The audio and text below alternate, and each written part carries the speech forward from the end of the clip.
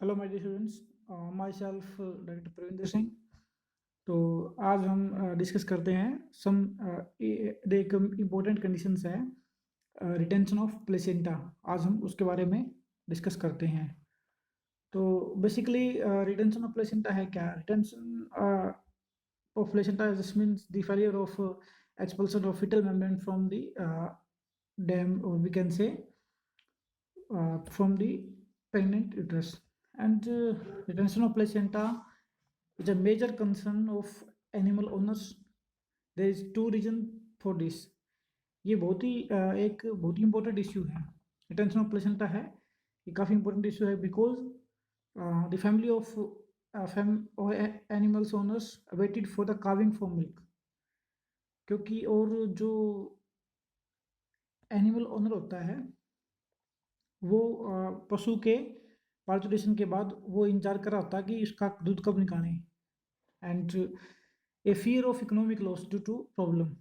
और एक ओनर के मन में एक डर होता है कि due to retention of placenta there will be infection, there will be economic loss to the owners, and in such case of retention of placenta should be handled with care, particularly if retention is after abortion।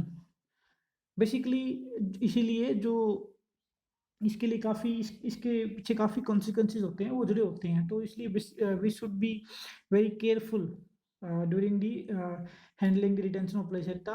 And और उसमें जो abortion के case है उसमें हमें ज़्यादा precaution लेनी चाहिए। एंड अब retention of placenta basically suggestion क्या रहता है इसके बारे में? पहले तो रिटेंशन ऑफ प्लेसेंटा आप अलग अलग लिटरेचर में अलग अलग दिया हुआ है, लेकिन 12 से 24 घंटे के बीच में आप रिटेंशन ऑफ प्लेसेंटा नहीं कह सकते। उसके बाद कह सकते हो। बेसिकली लाइन ऑफ ट्रीटमेंट क्या है लोकल वेटनेरियन के द्वारा? जो क्वैक्स होते हैं वे generally the manual removal of practice is one of the old practice that is being adopted by the some veterinarians, but many veterinarian of the view that neither the beneficiary to the animals or economical nor the economical to the animal owners। तो जो manual removal है वो तो ना तो animals के लिए beneficial होती और ना ही ओनर के लिए, और इसके लॉन्ग टर्म इफेक्ट होते हैं। ये एनिमल के रिप्रोडक्शन को डायरेक्टली इफेक्ट करता है। And in the case of presented after 36 to 48 hours, the slight tractions can be applied to take out loose attachment part of placenta in the bovines। 36 से 48 घंटे के बाद, प्लीज नोटेड दैट 36 से 48 hours के बाद, 36 से 48 आवर्स के बाद आप थोड़ी सी ट्रैक्शन दे सकते हो, वो भी 36 से 48 घंटे के बाद। इसीलिए manual removal of placenta is very dangerous, it very harmful for economic losses to the animals. जो बार बार रिपीट ब्रीडर्स, जो बार बार जो ये प्रॉब्लम्स आ रही है रिप्रोडक्शन में, हीट में ना आना, ओवा ना बनना, अंडा ना बनना, इसके बहुत से कारण है। लेकिन इसमें रिटेंशन ऑफ प्लेसेंटा का जो ट्रीटमेंट देते हैं हम, मैनुअल रिमूवल करते हैं, ये उसका बड़ा कारण है। तो इसमें सजेशन लाइन ऑफ ट्रीटमेंट की बात करें तो मैनुअल रिमूवल को अवॉइड करो। 36 से 48 घंटे के बाद एक थोड़ा ट्रैक्शन दे सकते हो आप, अगर रिस्पॉन्ड ना करे ट्रीटमेंट को। तो there is two principle of therapy of retention of placenta. जो बेसिकली जो रिटेंशन ऑफ प्लेसेंटा है उसकी टू थेरेपी होती है। First, to enhance the contraction of tubular reproductive tract, to enhance the contraction of tubular reproductive tract. Second is to control the infection. तो basically पहले तो आपको क्या करना है, जो ट्यूबुलर ऑर्गन है, रिप्रोडक्टिव ट्रैक है, उसकी कॉन्ट्रैक्शन को इंक्रीज करो आप। Second, to control infection. इसके दो ही प्रिंसिपल रहते हैं।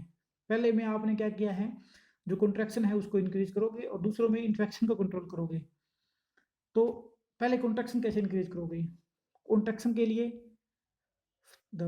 के लिए आप ऑक्सीटोसिन दे सकते हो। Oxytocin 20 international unit can be given to slow IV। If it is not feasible in field conditions, then repeat or advise 20 IU intramuscular every 4 hour। 20 IU जो ऑक्सीडेशन दे रहे हो आप, इंटरमस्कुलर दे रहे हो, IV दे रहे हो तो एक बार में ही पेशेंट रहता है। अगर आप इंटरमस्कुलर दे रहे हो तो हर 4 घंटे के बाद देनी है आपको, ठीक है। The oxytocin is considered to be very effective only if the genital tract is pre-sensitized with estrogen. क्या होता है कि जो एस्ट्रोजन है वो पार्चुरेशन के बाद में एस्ट्रोजन लेवल में बढ़ेगा, तो एस्ट्रोजन लेवल क्या होता है, जो उसके ऑक्सीटोसिन के जो रिसेप्टर होते हैं उनको ब्लॉक कर देता है।